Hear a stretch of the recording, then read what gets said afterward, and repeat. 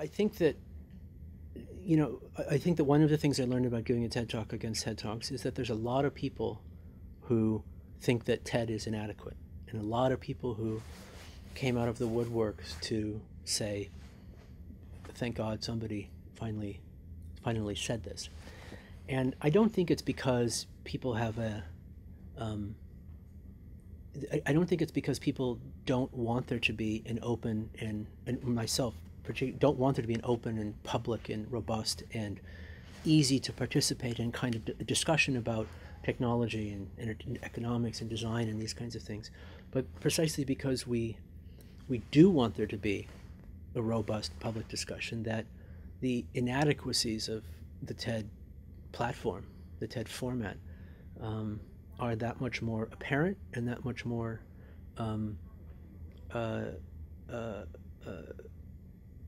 disturbing, I suppose, in a sort of way. I think that, TED, you have to understand that TED is a media company, right? TED was started by, the guy who ran, internet business, big fat internet business magazines back in the day, right? It comes from a .com hype business model that continues to its day. I don't have any personal animosity towards Chris Anderson, but I think that what has happened is that TED has contributed to a situation in which innovation has become a kind of content play, and that instead of these conferences being a situation in a place where people come to they see something innovative and interesting and inventive and are thereby inspired by these things. I think TED itself has come to a point where people come to these events in order to be inspired, and in the course of doing so, innovation and invention and all these kinds of things have become formulaic and packaged in such a way that they sort of guarantee this outcome. There's a sort of slipping of the means and the means and ends here. I mean, look, I have a lot of really good friends who have done great TED Talks, and I'm happy to pass them around and say, like, this is a good talk. You should watch this talk. But part of it is because TED is what's there. TED has become such a dominant format for this conversation that if you're someone who wants to share your research, who wants to get your research out to the general public, that's the stage you have to work with. You have to find a way to transform and condense your work, to force it through the needle's eye of this extremely sort of sentimental, manipulative, and cynical format. And if you're someone in the public who wants to understand what's going on, and I mean, the only reason I know anything about what's going on in the sciences is because of pop science popularization one way or another. If you want to be part of this conversation, TED is where you have to go. And so the feeling that there's something wrong with TED, and the fact that the TED is wrong is because because there's a strong interest on both sides to have this conversation, and so what's inadequate with it doesn't work. I think another thing that I think is most difficult, sort of speaking to the format most specifically, is that it has less to do in many ways about the types of things that are shown on the TED stage, the types of people whose work is shown, because again, I think there's a lot of people, than the way in which the TED format, the TED genre, the TED rhetoric is not only standardized, but is drawn from a kind of what I think is sort of a very American kind of tent revival, evangelical kind of public experience about, that everything's going to be okay, right? It's all going to be okay. We can have all of this radical transformation, but everything will still stay the same, right? We're all concerned about the Southern Hemisphere, but don't worry. Here's Bono. We've got this solar-powered bicycle repair kit hackathon in a box for girls, and it's all going to be okay, right? And it's 15 minutes. You have your epiphany. Then we have a juggler. You have another epiphany. Then we have the kid who's cured cancer. We have another epiphany. Then we get the banjo player. Then we have the astrophysicist, and on and on and on and on and on it goes. And but after 2 hours, you have a kind of epiphany fatigue. But the real message is that don't worry. It's all going to be okay. We've got this sort of solved. And so it takes people who show up with genuine interest and concern and curiosity and outrage and want to participate in a discussion, and it spins it into a kind of what I think is a kind of highly manipulative and cynical kind of circus effect as well.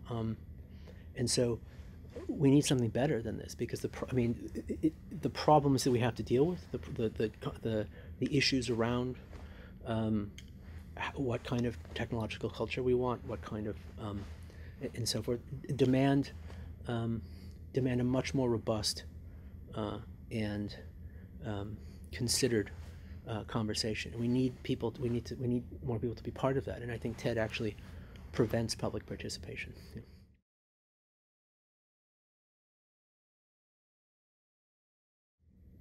I think that one of the ways in which college students or anyone can really improve their public speaking is just to do it a lot, and to practice a lot, and to practice the talk a lot. I think that in my case, one of the experiences that I had where I really improved the public speaking was a speaking tour I did of Russia a few years ago at the invitation of the State Department, where I did the same lecture twice a day for 10 days in a row. I was speaking to economics departments, and then architecture schools, and then Carnegie Institute, and then this and that. And I saw the speaking schedule that they put together for me. It was 14 lectures or 15 lectures in 10 days. I thought, there's no way I can put together 15 different lectures. I'm going to put together the one. And I just did this one over and over and over and over. And by the fourth or fifth one, I mean, I literally had it. It was a kind of bodily memory of the lecture. I didn't even have to listen to myself sort of talk on this as well. And it got better and better and better. And I think part of it is that there's a way in which, by the repetition of it and doing this, you learn to kind of forget yourself and to kind of move yourself you get out of your own way. I think there's a way in which speakers can try to be too performative, and the talk becomes so much about themselves as a performer, and that if you're a brilliant performer, that can work great. Most of us are not brilliant performers, and so getting out of your own way and letting the talk just happen and sort of to go through you is I think the place where you want to is a place where you want to end up, and I think the comfort level that comes with that, where everything can sort of fade away. The audience is kind of just there, that there's this constant voice in the back of your head that I'm doing a talk right now, I better not mess up, I hope I don't mess up the next line, did I say that right? All these things, they kind of just go away. So get out of your own way.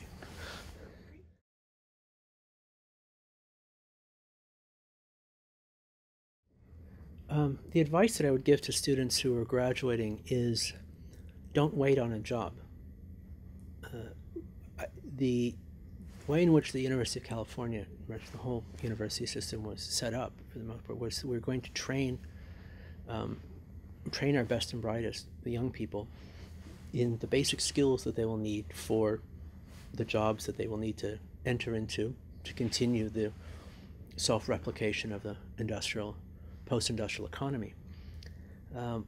That economy doesn't work in relationship to set jobs in the same way that it's done, and I think that the destabilization of a jobs-based economy is only going to continue, and that's not necessarily bad news necessarily. There was a study that came out from some Oxford economists did a study a few months ago, and they were looking at the potential impact of automation on the economy, robotics, but also systems automation. And their conclusion was that perhaps as many as 75% of the jobs in the UK, which is where they were looking, could be replaced by automation, robotics in some way over the next 15 years they were looking at, which is a startling scenario to sort of work backwards from, especially someone who's entering into that world anew. But it raises, I think, some interesting kinds of questions.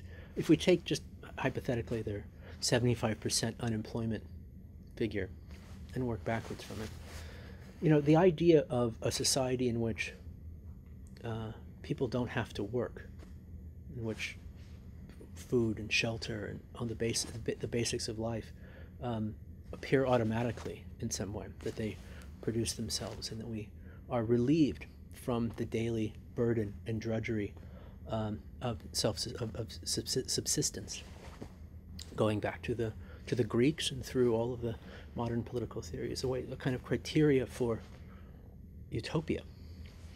On the other hand, all of the case studies that we have to look at for what a society with 75% unemployment actually looks like, Haiti, Nigeria, Mad Max, are not pleasant places. They're dystopian. There's a dystopian scenario. And so one of the things that my research has been looking at and trying to think about is how do we understand this space between utopian and dystopian? What does the automation look like? Even if we presume in some way that our social relations are in some way determined by our individual relationship, how it is we work with the larger technical mechanisms for how society reproduces itself, then if there's such a major shift in how those mechanisms, that apparatuses operate, and our work or non-work in relationship to each other, that has to change the society in which we live in. So as a sort of words of advice, in a way, I would, other than to say, do everything possible to make sure that the automation economy is one based on a kind of democratic post-scarcity, as opposed to a Mad Max scenario, is that learn how to start things, learn how to have an idea or to work with someone else's idea, and initiate and engage something that can sustain itself.